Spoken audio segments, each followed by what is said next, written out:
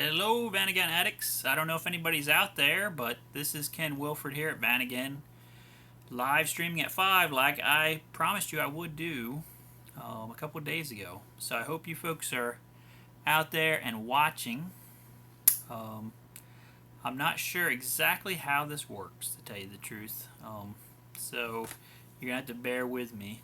But I hope you guys are getting ready for spring, enjoying your vans, and that's why we're here.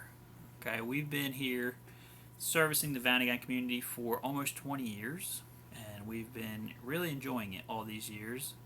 I enjoy helping you folks out with your parts problems, parts questions, and that kind of stuff. So that's what we're hoping to do today, a little bit of some chats here. Let me click on this, super chat, see what that does. That didn't do anything.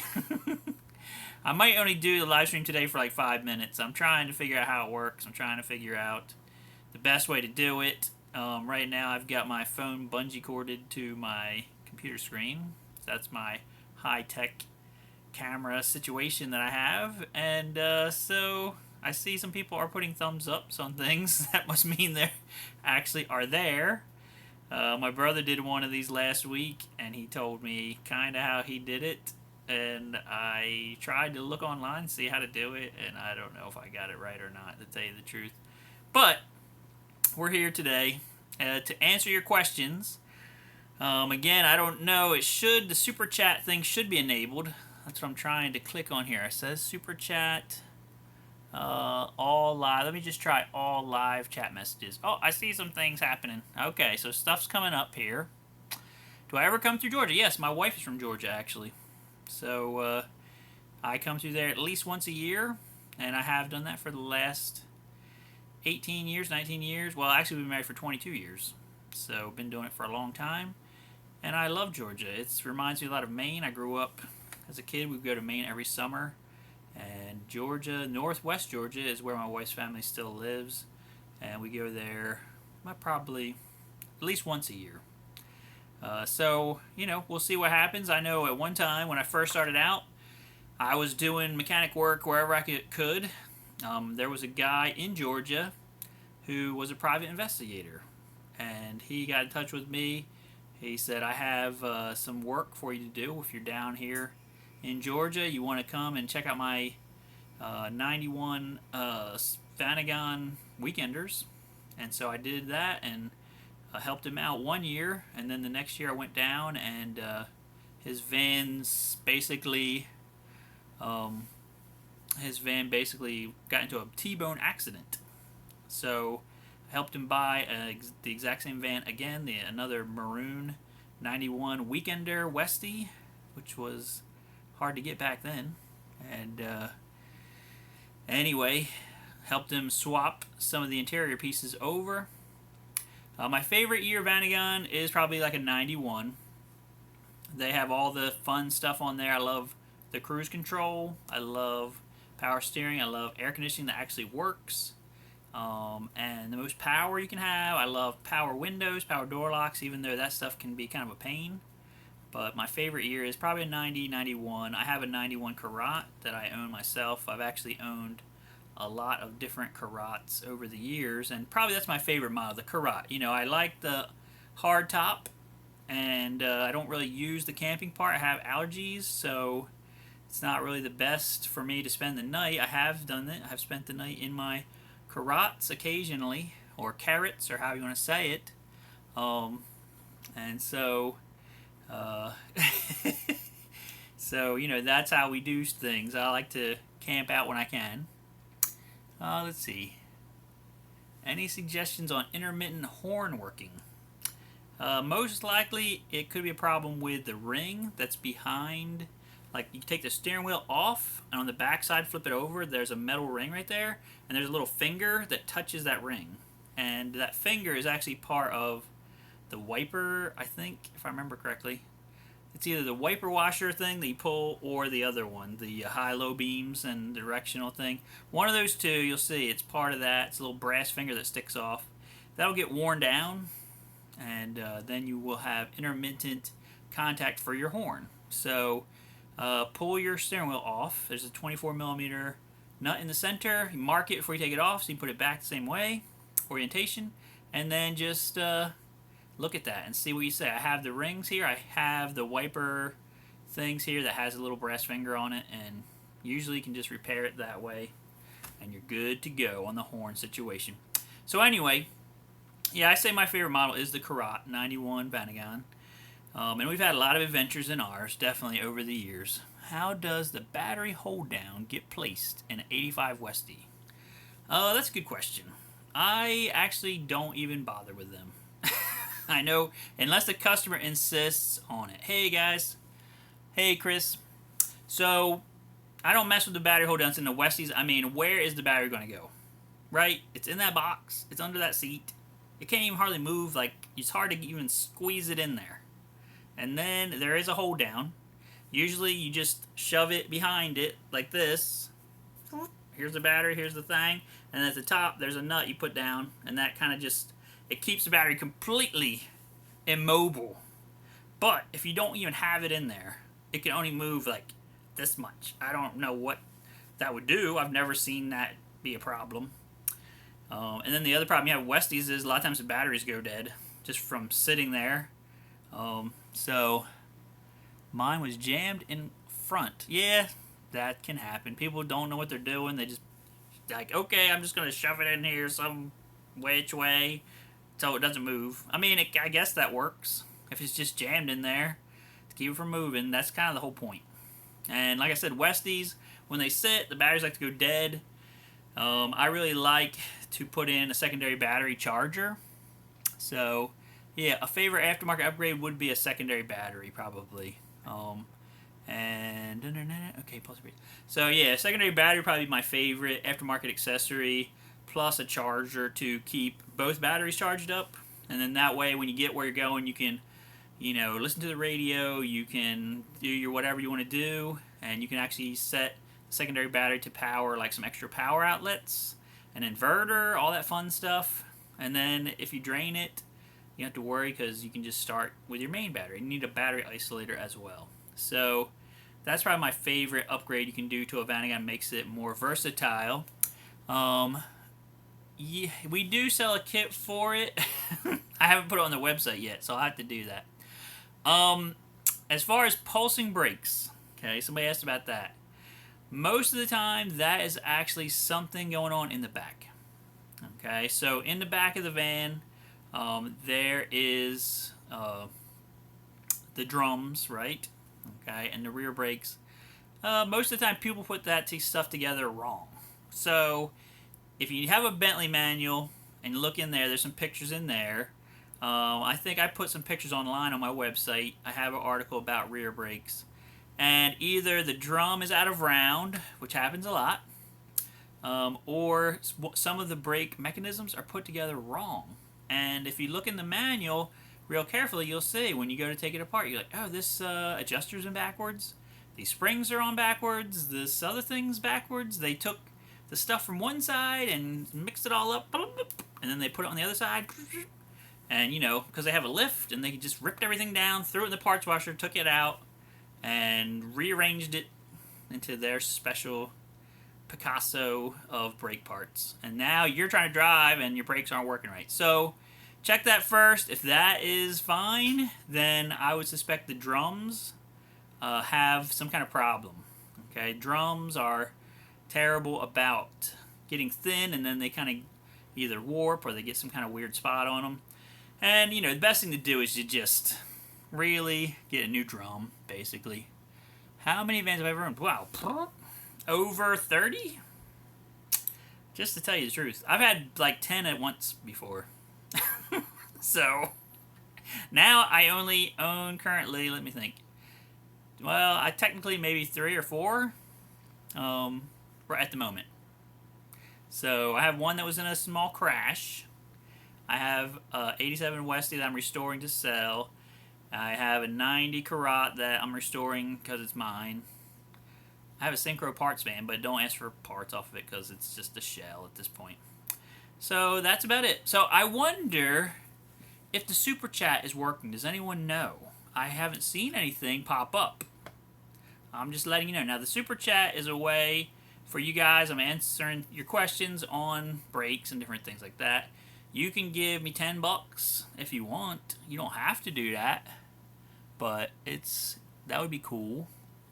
All right, so Boston conversion. I did do one of those so far. The things I liked about it, it was a complete kit, which I thought was awesome.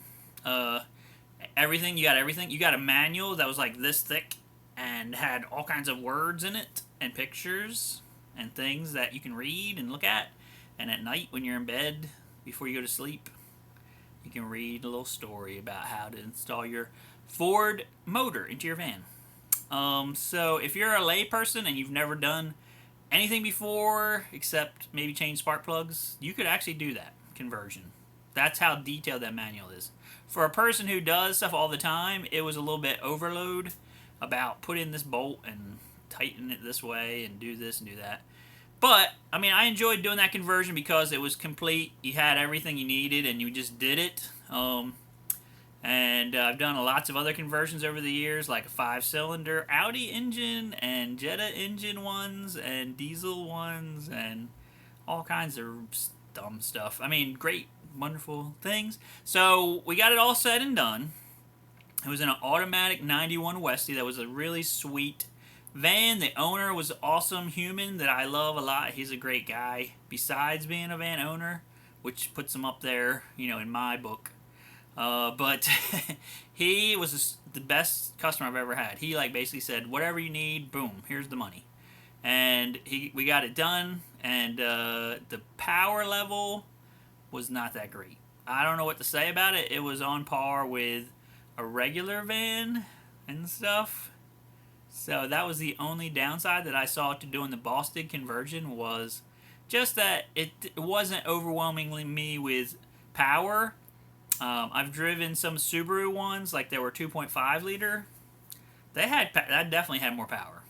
Okay, and having an automatic is kind of crap as well for power because you lose about, I don't know, 20%, I think, with the torque converter.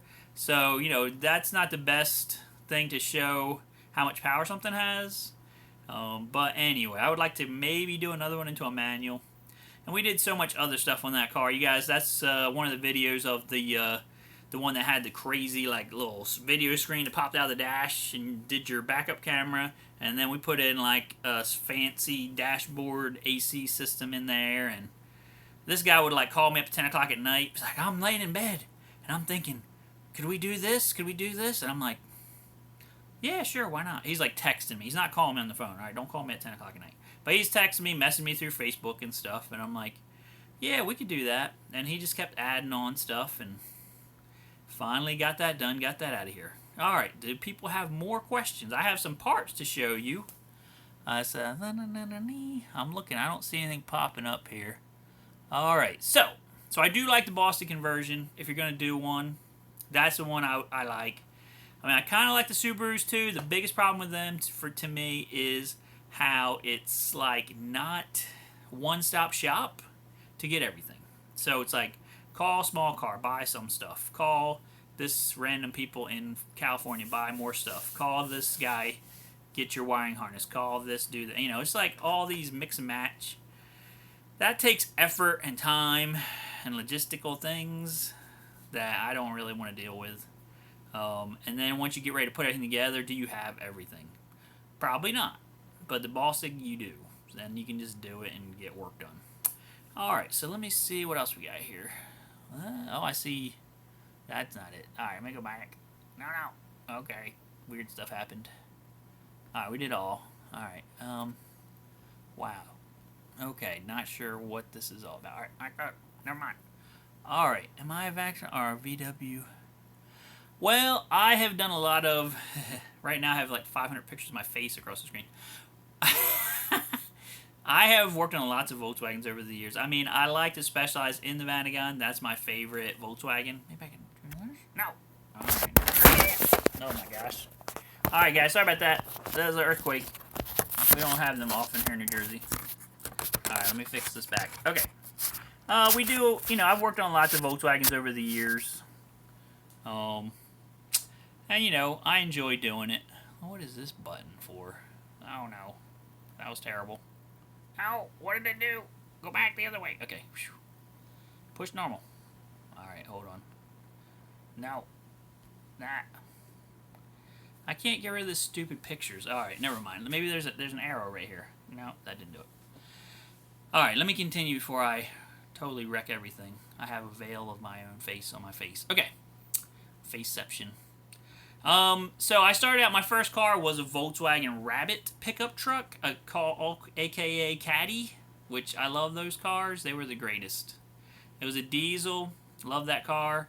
Worked on that. We've had Golfs, we've had Jettas, we've had, my parents have a 2006 Jetta TDI, and I just bought a 2004 Jetta wagon for my daughter, Rachel. My daughter, Leah, has a 2001 Bug, okay? And so we've actually worked on all that stuff. But as far as coming here and getting work done, I really like to just focus on the Vanagons only, just because, and the buses. I get mostly the Vanagons. The buses are just something I do as a favor to people too, actually. So, what is the farthest I've driven? All right, well, that's a whole nother story.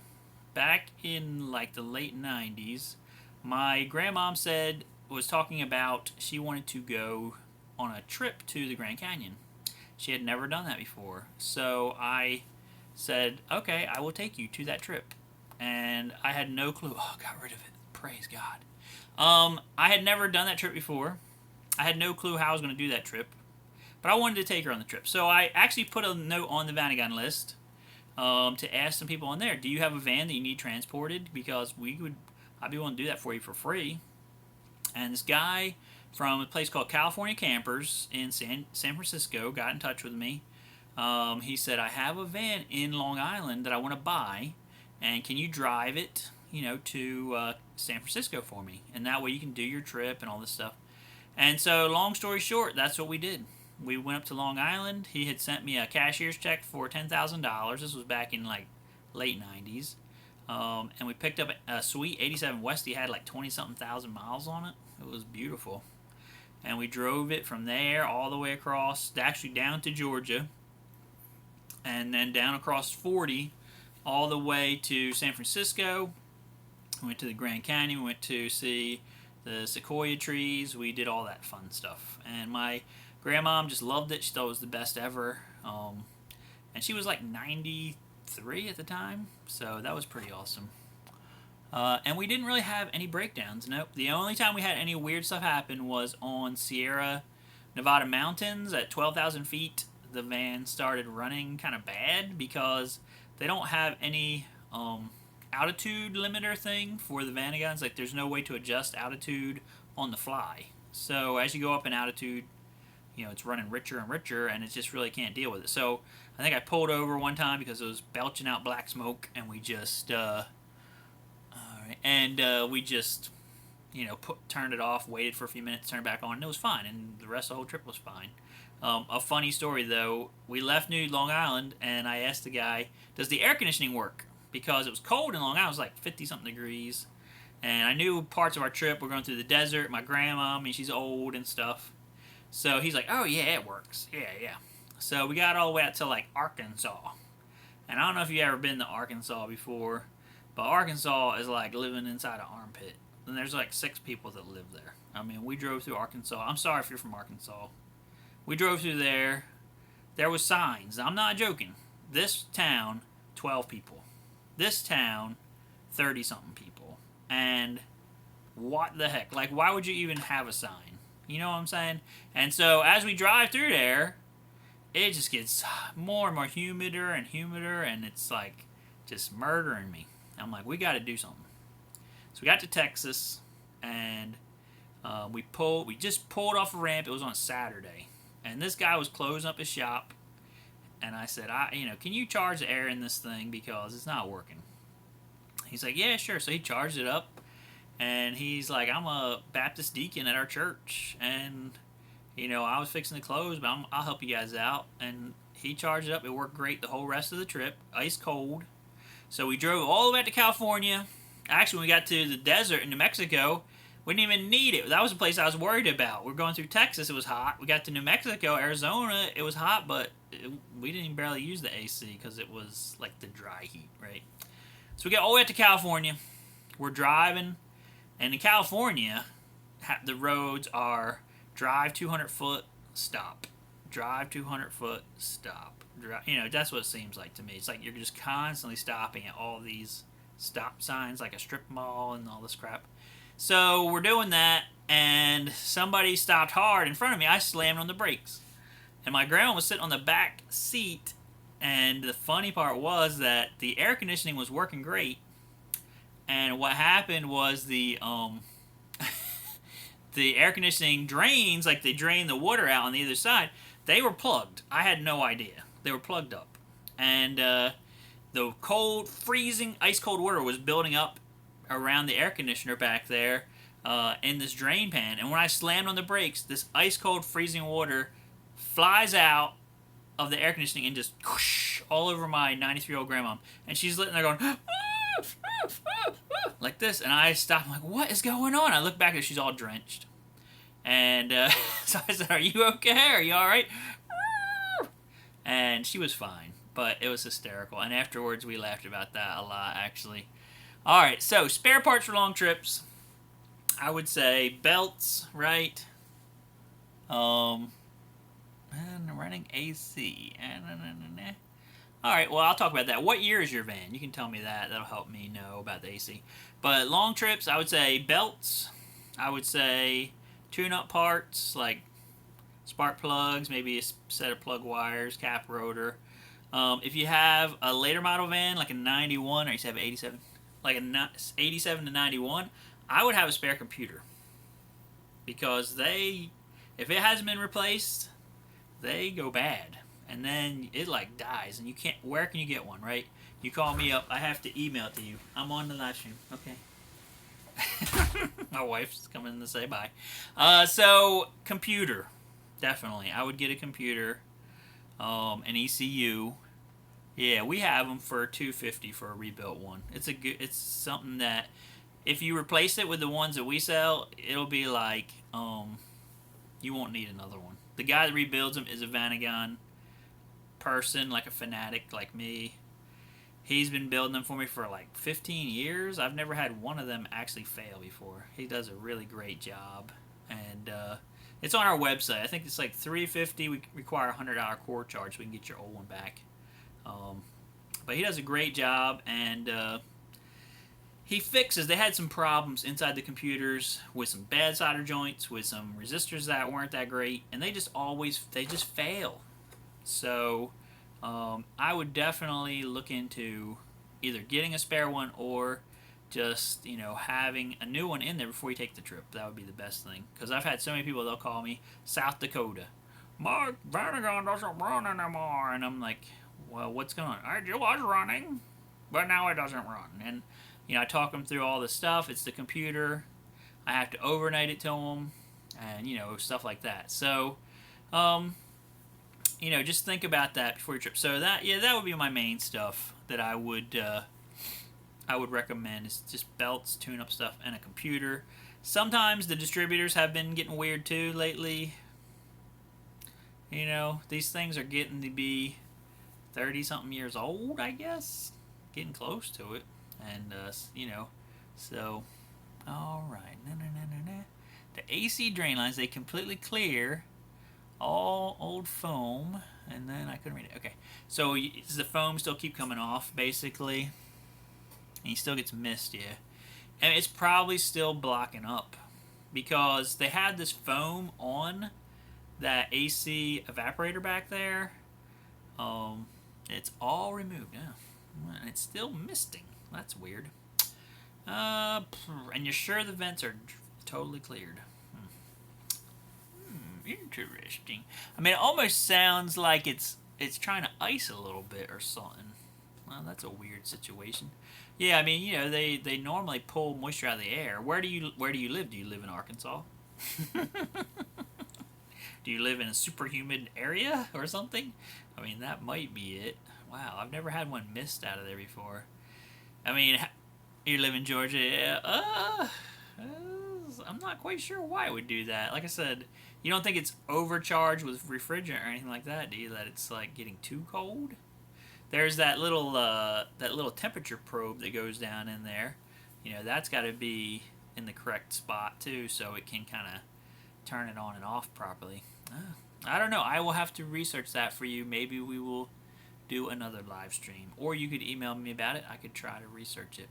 I don't know everything. I know a few things. I know a couple things. I've resurrected a lot of air conditionings in the vans, and I've never had one put out mist before. But you know, anything's possible. And these cars aren't getting any younger. And people call me all the time with new problems that I've never experienced, but we try to help them figure out what it is. Usually we can figure it out. And most of the time we just email people. That's probably the best for me. I mean, I like talking on the phone to customers, but one of the problems with that is, you know, just the time of day that I have. I mean, I'm doing parts orders all day. I'm doing repairs for some people still. I'm doing like restoring a van to resell. So, and we're researching new parts all the time.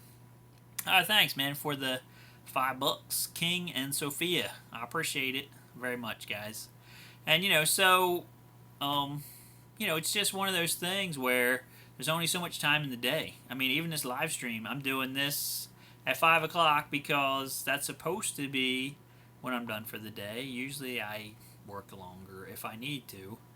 And we have a family and stuff too. People always ask me, can you work on Saturday? Because that's when I'm free. And I definitely appreciate the fact that they're free on Saturday. But that's the same thing with me. That's the day I'm free. So it's like I need to spend time with the family, do stuff with them, and that kind of thing. So, you know, that's why I try to just keep it during 9 to 5, Monday through Friday. I mean, I've even tried to cut back a little bit on my online thingity things after work. You know, like I said, the guy was messaging me at 10 o'clock at night. That's not really a good idea. You know, you're trying to unwind from the day and get, you know, get your mind out of work mode and that kind of thing. And so, you know, I'm trying to like maybe cut it off a little bit. You get to 5 o'clock, 6 o'clock, boom, no more. You don't have to check emails. You don't have to check messages. Everybody wants everything to be instant nowadays, you know, and that's great if I had like 20 people working for me and all that stuff, but that's not happening. Okay, so now that you've heard me ramble and I don't see any more questions popping up for the moment, let me show you a few little parts that I got here sitting here. We can talk about for a minute.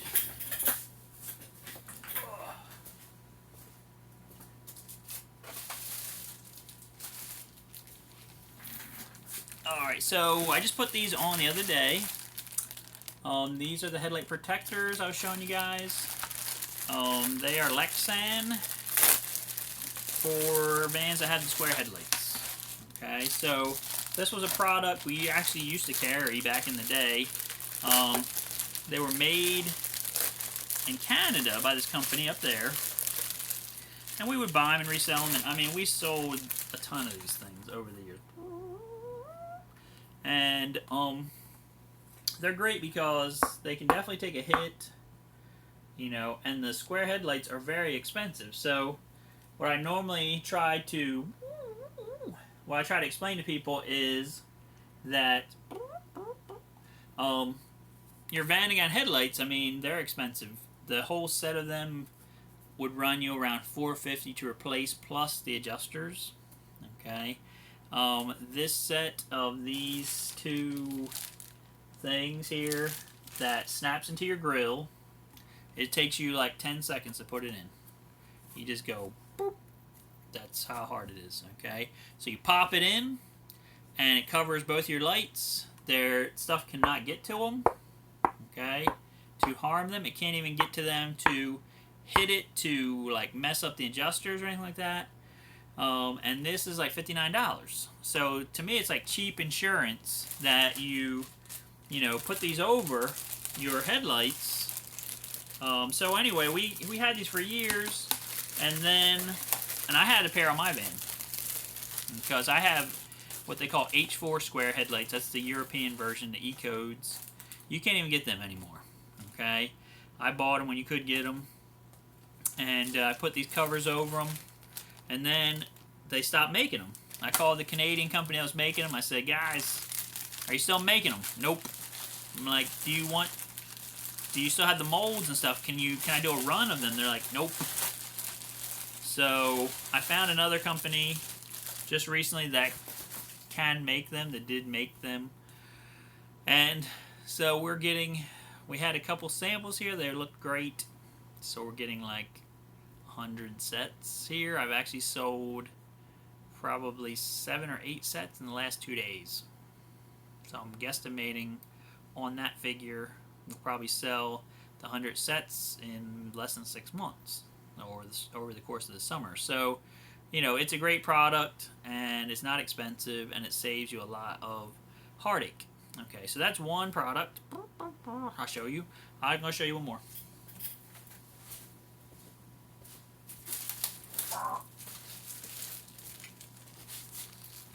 This is hard to see here.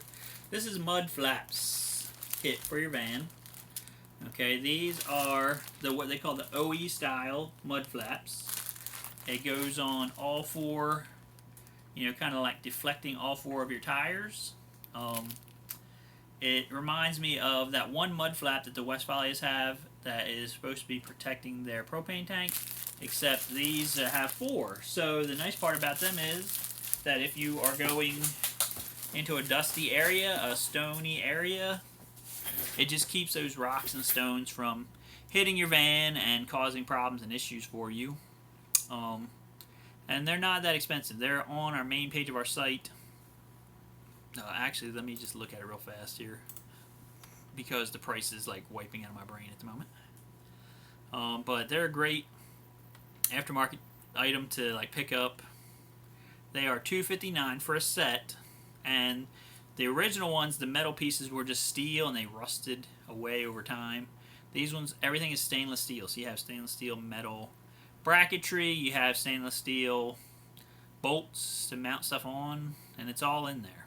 I think the only part that's not in there are these little tiny plastic deals that goes into the body. We have them as well. Just, I don't know why they didn't put them into the kit. It was kind of dumb.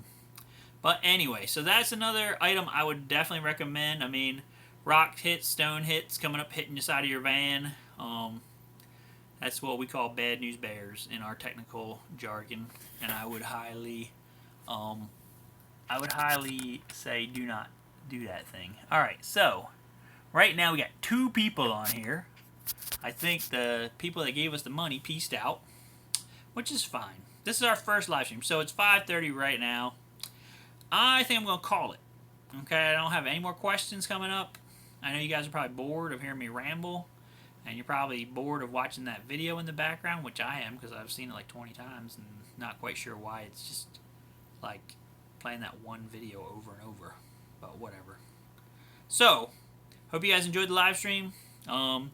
Hopefully next week we can do it again, and maybe if this one was weird, like, tell me if it was weird as far as the sound, the video section. Oh, thanks, man. I appreciate it.